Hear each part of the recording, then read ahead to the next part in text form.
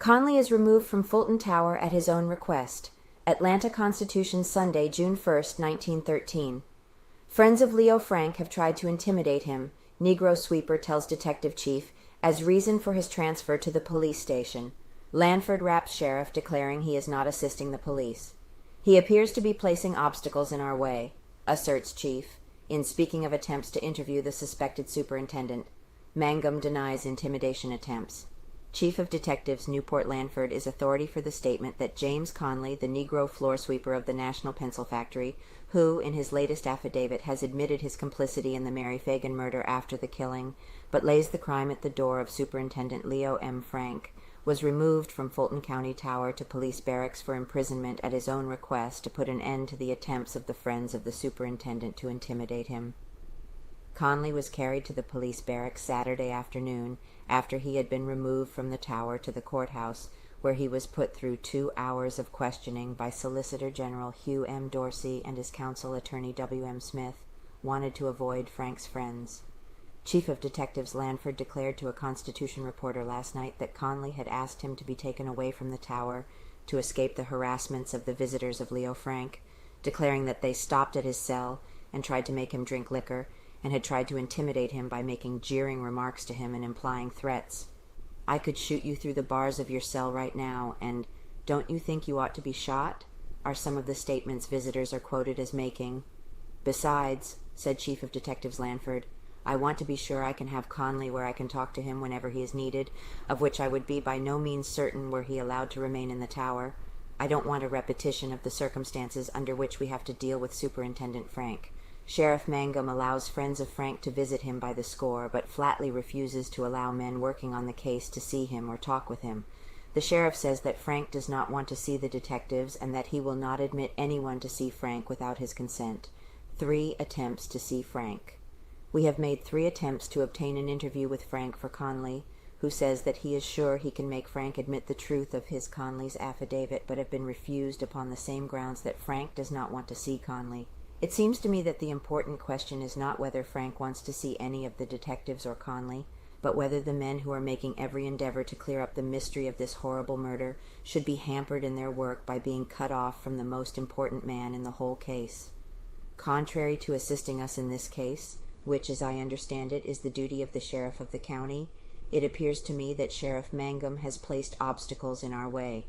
So far as my knowledge goes, the extent of the sheriff's investigation has been an interview with Frank, who stated that he was not guilty, following which statement Sheriff Mangum has been quoted as saying, "I do not believe he is guilty."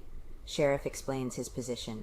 Sheriff Mangum stated last night that he does not believe there was any attempt to intimidate Conley while he was in the tower, or that he was disturbed in any way by visitors. In regard to not admitting detectives or Conley to the tower to see Frank, Sheriff Mangum said, "The prisoners in the tower will be convicted in the courts and not in the jail. If Mr. Frank will not give his consent to seeing any persons who may ask admittance, that person shall not be given an interview with Mr. Frank with my consent. If the judge or anyone else who has the authority cares to admit interviewers without Frank's consent, it is another matter. If any blame is placed on my shoulders, they are broad enough to bear it." Conley tells story again. Once more on Saturday, this time to Solicitor Hugh Dorsey and his counsel, W. M. Smith Jim Conley, the Negro floor sweeper of the National Pencil Factory, who has admitted his complicity in the murder of Mary Phagan after the crime, but places the actual commission of the crime upon the shoulders of Leo M. Frank, the incarcerated superintendent of the pencil factory, told the details of how he had helped conceal the dead girl's body in the basement of the National Pencil Factory, just as he has told it over and over before, and it is believed that before daybreak this morning the detectives working on the case may compel him once more to repeat the horrible tale to them. Since the final affidavit, which the detectives take as true, Jim Conley, though questioned from every possible angle, has never wavered in any particular of his story. Story rehearsed again. Early Saturday afternoon, Conley was taken from the Fulton County Tower by Deputy Newt Garner to the office of Solicitor General Hugh M. Dorsey in the courthouse, where the solicitor and Attorney Smith had Conley rehearse his story to them in detail at the time. After the interview with the solicitor, Conley, contrary to all expectations, was replaced in jail at the police barracks instead of the tower whence he had been removed to the courthouse. Conley has been removed from the tower to the police headquarters, where he will be under the immediate supervision of the city police, in order, it is stated, that he may not be improperly approached or tampered with in any manner which might destroy his value as a witness. Many friends visit Frank. Contrary to the advice of the detectives, there have been but few minutes since Frank's imprisonment in the tower when he has not been surrounded by anywhere from 1 to a dozen of his intimate friends, while the detectives themselves have been denied admission by the county authorities. This they consider as a very dangerous policy, and are trying to find means of putting a stop to it. The proposition of confronting Frank with Conley, which has been the object of a 2 days' fight of the detectives, has been practically abandoned. Sheriff Wheeler C. Mangum of Fulton County has refused to allow the two men to be brought together, except by consent of Leo M. Frank and his counsel, Attorney Luther Rosser. Conley is not only agreeable to the ordeal of facing the man, whom he has openly charged with the murder of Mary Phagan, but is extremely anxious for the opportunity.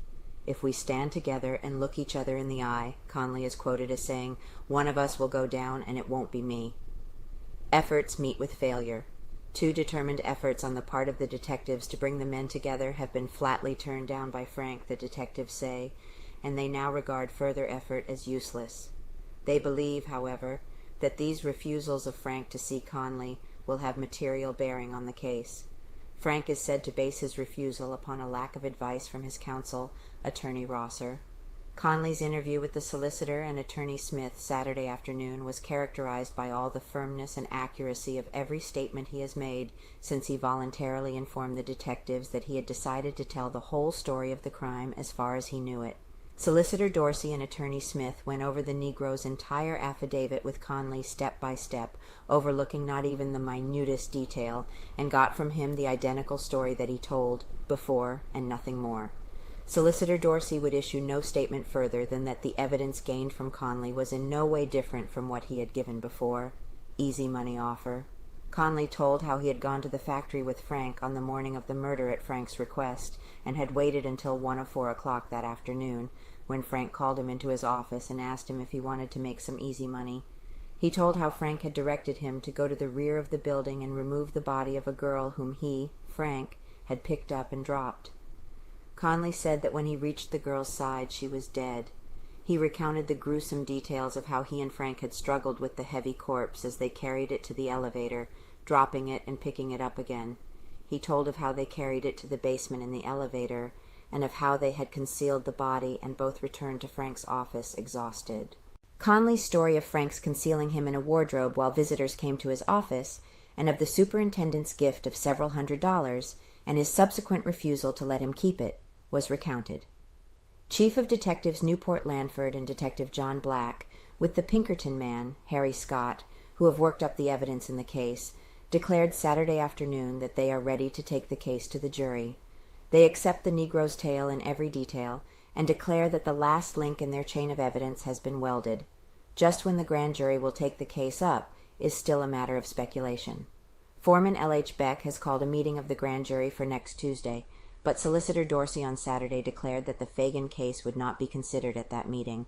When asked whether Conley would be indicted, he said, "That is a matter that will come up later."